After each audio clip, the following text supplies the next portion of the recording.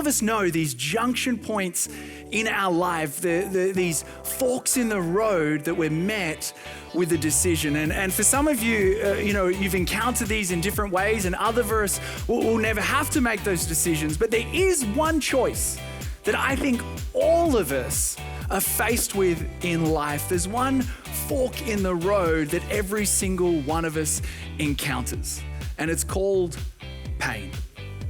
Today, the question that we need to ask is, what do we do when we're faced with the fork in the road called pain?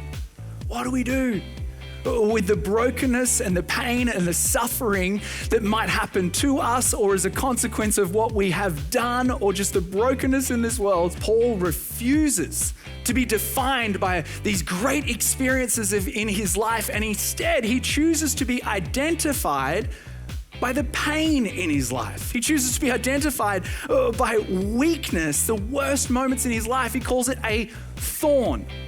As God in this story, he would like to see that thorn, that pain, that weakness in Paul's life create a humility in him, a steadfast in him, a reliance on God, that it shapes him. We can't receive the sufficiency of God's grace until we know our own insufficiency.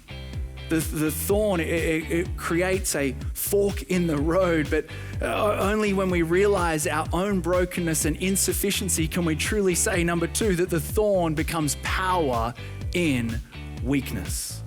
Grace, it simply means God's steady help, totally undeserved, always enough, and especially with you in the worst moments of our life, but not only with you in the lowest points of our life. His grace is enough for all of our life. We're to come to Jesus in the high moments and the low moments.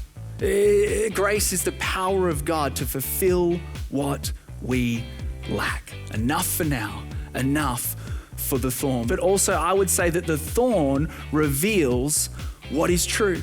You might be thinking, well, do I let pain drive me into self-reliance and resentment and despair? Or do I let pain push me into total dependence on Jesus? And we all go, Jesus, and we're like, yes, and that's so true, and that's amazing. But if you're in the middle of your pain right now, it might feel a little bit disconnected, a little bit unauthentic with what you are walking through. Josh, it's not as easy as just saying, well, yeah, trust in him. That's the message. That's the call. But how many people know that if you've ever experienced loss, the grief, it's all consuming? Pain, it hurts. Or what about the question of when God doesn't answer my prayer? But he did for that guy. Does that mean I'm not blessed? Does that mean I don't have enough faith? Pain and weakness in our life, it causes us to ask questions. We must learn to live in the mystery of God's story. And that's why we say that grief, it isn't canceled by time or distance. Instead, it's covered by hope. Because I didn't want to come this morning and minimize your pain or tell you that I have all of the answers, or try to compare your pain or your grief or your weakness with someone else in this community. I simply want to acknowledge that when your hope isn't in the things of this world, the things of this world can't steal your hope. And so I want to challenge you this week, but more than that, I wonder if we could use a tool that Jesus gave us to acknowledge his sovereignty, his power every single morning. It's called the Lord's Prayer. So I'll give you an easy acronym to help you do it. And look, it says prayer, how fancy. The first is to pause. Silence your world. Slow down. Go for a walk, whatever it is, and then come back and read over the Lord's Prayer. And how does it begin? Hallowed be your name.